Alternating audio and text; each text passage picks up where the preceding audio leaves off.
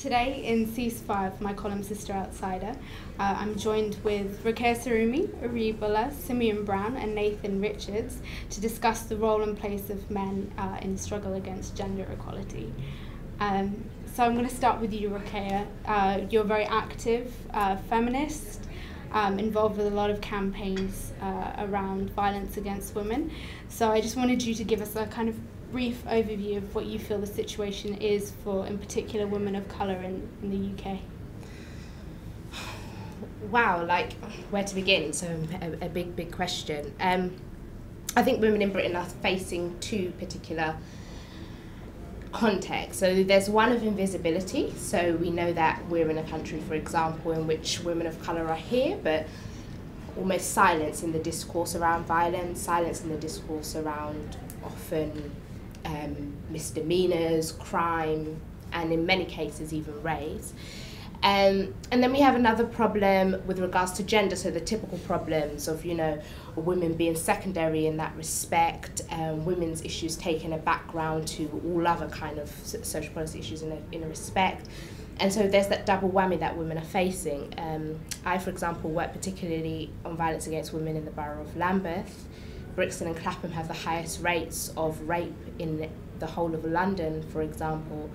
And the campaign started particularly after the riots, and you found that there was this discourse around violence that just kind of marginalised women altogether. And so I think at the moment, as I said, those are the two biggest problems facing women. Definitely. And kind of taking from that, what I want to open the discussion out to you guys as active men who are involved with a number of campaigns against class, racial inequality, etc. What do you think? Why do you think we should be mindful of and take into consideration gender inequality as part of those other struggles? My grandparents are Jamaican, I'm African Caribbean. African Caribbean families have, a high rate of single mothers. So on basically a personal level, if you think about the wider struggles for equality, if you don't start with gender, then you're having a wider range of knock-on effects simply because the heads of our family are women, because they lead. So in my household, my mum runs the household. She's been single for my entire life. Now, if she's facing battles, then that has a knock-on effect on me. I was reading a report by the Fawcett Society Foundation, which was it was a paper specifically on BME women and poverty and how that affects child poverty. And I kind of want to bring it round to you, because Pakistani and Bangladeshi women are living in poverty, and that has knock-on effects on their children. So what do you why do you think it's important? I think gender inequality I think gender equality is something that should be championed. I know everyone's been saying it in this panel, but I think the main reason from a Muslim perspective of why it should be championed is on the basis of there's this assumption that Islam as a religion is patriarchal, is inherently unequal.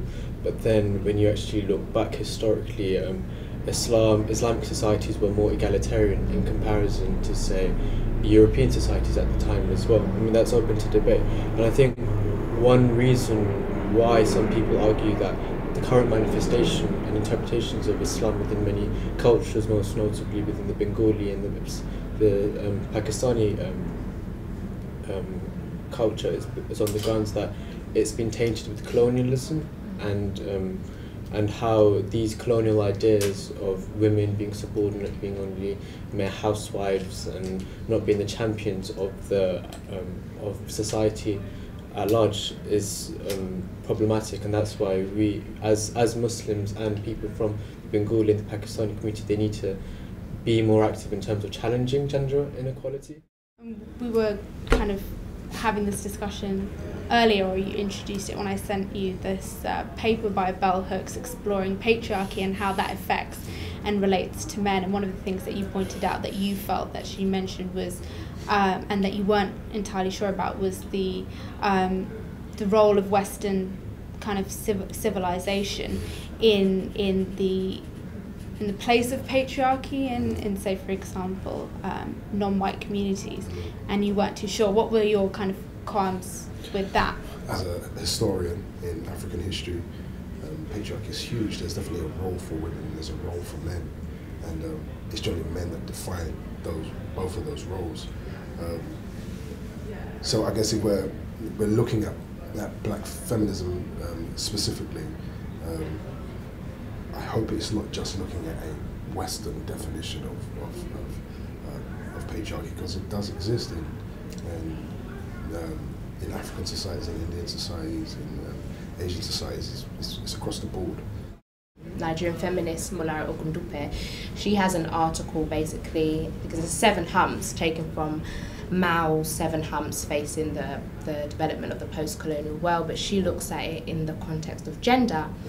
And one of the specificities of Western patriarchy, I think, is the notion of the private and public sphere distinction.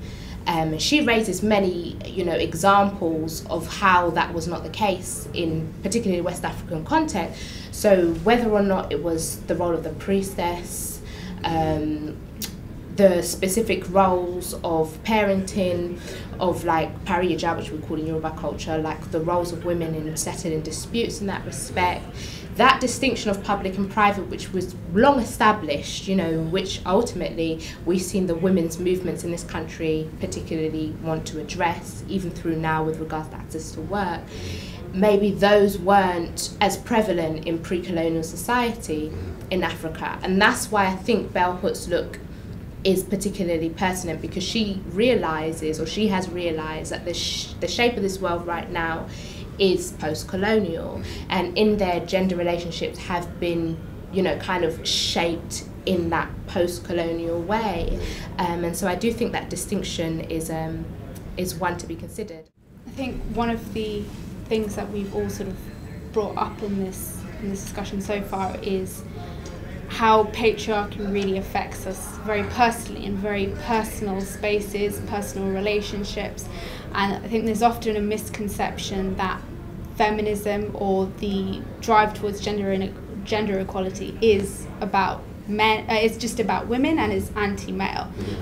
But obviously you guys have highlighted the sort of the complexities behind that. So what do you think your role is as young men, as young active men, as men who are participating in lots of different spaces? You have a daughter, you are a son, you have friends, you have partners, those kind of different relationships. What do you think is your role, and why do you think men, or how do you think men should engage with that struggle? I guess I go around championing that in my life. I might not be as active in particular circles, but it's just, I guess, in discussions with my brothers, in how they might relate to women when they say particular things about what they expect. It might just be a conversation where I say, well, would you do the same thing? And just showing them that, this entity, this woman you're talking about, it exists by herself, and she has her own thoughts and she has her own mind, just like you do. So you have to, if you really want to see somebody, then you're going to have to allow that person to kind of to be, and if you really want to see yourself, that's really what you have to do. I don't think it's men's place to be at the forefront of that movement in the public sphere. I think in the private sphere, I think that's where I think we need to be holding each other to account. I also do believe, though, that in regards to methods that I've been a part of in the past, I think I've tried to create spaces where men and women, or young men and young women, are kind of have spaces to discuss the issues that are very real, relationships, the conflicts that arise from those relationships, and being able to have a dialogue in which some of those old, some of those maxims, or a woman's supposed to do, a man's supposed to do, that aren't really there, and they're more based on the basis of mutualism, basic love and a basic respect. So there were some projects that ran in Tottenham for young men and young women, and it was around how young men approach young women in the street. I think the most common form or certainly an increasing form of sexual violence is against women under 18 or girls, you know. Why do you think it's limiting if you're trying to kind of like say, would you do that in front of your sister? Would you do that in front of your mother? There are young men that beat their mothers. There are young men that beat their sisters. But you're generalising that. I'm not generalising at all. What I'm saying is that the relationships that exist between in a household are still those of power. So to say would you do it to your sister, would you do it to your mother, it almost means that, I don't know, I would say that there's a complexity there that in itself that doesn't work. And for instance, take, you know, one of the most common forms of, you know, violence against women is in the household by their own husband. So if you say, would you treat your wife like that, would you treat your partner like that, many men would actually do that. So I'll come back on what Arib said. I would even present the flip side of what Simeon presented, right? And say that the reason I don't think is the best vantage point is because there's almost a godlike position that many put their family members in a box of. So their mother is the exempt, like my mother's, she's the boss, you know, my sisters are the virtue. And so I think the question should come down to how do you treat the least of these? Because, you know, within communities that I've worked with, within looking at my own family, there's a distinction. There are women who deserve all manners of respect, you know, and be treated right. And then they are often juxtaposed against a lesser than group, the bitches, the hoes, you know, whether she's, you know, really frigid or she's too loose. And then when you look at questions like that and how do you deal with women in society that you deem as less than, that gets to the heart of looking at inequality, right? So when you start with your mother, most people say, I love my mum, you know, and women are bad, but my mum is the best. So I don't think that allows them to really consider that space, that question of, you know, is it okay to treat any individual like this, any human being? And with regards to like challenging what you and Simeon seem to both agreed on with regards to the public and private sphere for men and being public advocates, you know, I'd like to disagree. I do think that it's true that women should be at the forefront of battles with regards to women's experience on gender. But if we, as Hannah's framed this discussion as a question of gender inequality and not feminism, then there's a question there. As well. We're living in a world in which you've seen young men of colour, whether it's from Asian communities and African Caribbean communities in this country, South Africa, the Americas and the US, you see how our ideas around gender for men have created vast incarceration levels, young men being unachievers in school, the violence that Simeon pointed out between, you know, relationships between men and women, and who but men should be at the forefront of discussing that. But also, as it affects both of us, I think we should continue a public discussion on that. I think the perspective where Nathan was coming from, correct me if I'm wrong, was that was it the whole idea of men couldn't necessarily be complete feminists in the sense that we can't relate to certain things that women go through? And I think I agree with that. So I can't talk about an abortion because, to be fair, it's not like I can have an abortion. Do you know what I mean? So it's in that sense, but I kind of agree with you as well in the sense that I think men should be advocating gender equality. I think men can be feminists in the sense that if you see another man talking about feminism, about gender inequality and why it's bad, I think it makes it more relatable to another man as well. So if I'm talking, perhaps another Asian guy could be like, okay, I'm beginning to understand, I can see it. Same thing if you're talking from, say, an African Caribbean perspective as well, vice versa. So I think men can be advocates in that respect as well. I think we can be advocates,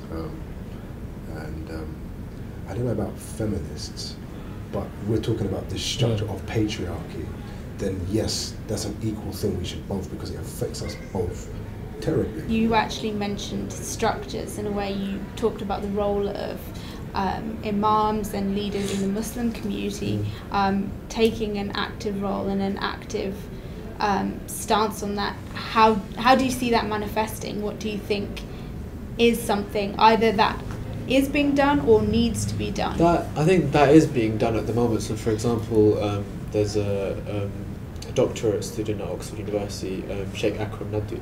I was reading an article, I think I sent it to him actually, to find out about female scholars within Islam. He thought there would only be 80, it turns out there are 8,000 renowned female scholars in Islam, but the thing is, we don't really know about it. So I think where, for the Muslim community, I'm not sure about other communities, is that there's a saying, if you don't know your history, your roots will be cut off as well. So I think where the Muslim community, how one way I could see that manifesting is the Muslim community actually learning their history about the great civilizations that have been on this earth, as opposed to simply Eurocentric history as well. And I think once you know your history, I think it's a starting point. I wouldn't say gender inequality will be completely gone, but I think it's like a spark. Technically, you have to, I don't know, occupy the factories of culture, the media or the churches, or the whatever bases, and there needs to be shifts in there. Yeah. Is it grassroots? Yeah. But yeah, it's also obviously legislation that filters down as well. You can't underestimate the effect that does have. Even if you look at how racism's evolved, its evolution has definitely come about by key moments in Race Relations Act and McPherson, and the way people change their language. When you change your language, or you get something with the right hand, or there's something taken with the left, and so forth, in terms of not having a language to talk about it. There are examples of ways that people are working to tackle frameworks at the moment. So, for example, I can't remember her name, forgive me, but the mother in Hamleys who went into Hamleys, and up until, it was I think 2011, Hamleys had separated floors for boys and girls' toys, and the floor was pink, and she just caused a riot, wrote articles and said, this is ridiculous, I don't want to go into this shop and see a pink floor for my daughter. And Hackneys have changed the practice now, and the floors are integrated, so you have toys that are integrated, and I imagine that you'll have girls going in time to their parents, gravitate towards the Lego and so forth, and hopefully boys buying dolls' houses as well. And in Lambeth we've had a campaign, and basically it was looking at rape and gendered violence, but it was targeted at men. So it had things like, there's a thin line between asking and taking, but it was for men with regards to rape, not as opposed to the idea of women look after yourself at night, travel together in a cab. It's actually telling men not to rape. But so they had one on rape and violence, and now it's had one on solicitation, and it's like, you will be charged. And so once we look at changing the discourse, you were talking about language around that, these are things that are happening at the moment to tackle that. And then we understand also that structures get changed by personal interactions and action. So local action scales up. So for example, the campaign that I work on in Lambeth, we started by just doing one-on-one questions on the street and asking young women, what affects you, what issues affect you around violence. We're at a point now of negotiating with TfL, looking at, for example, what safety measures they put in for travel, for cab licensing, for women going to nightclubs and at the end of night. So these things create structural changes as well, I think. Thank you guys for joining me on this very interesting discussion.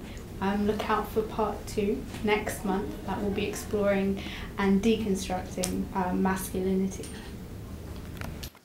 Your ideas, Brian, around men coming back into the home is all part of a wider discussion.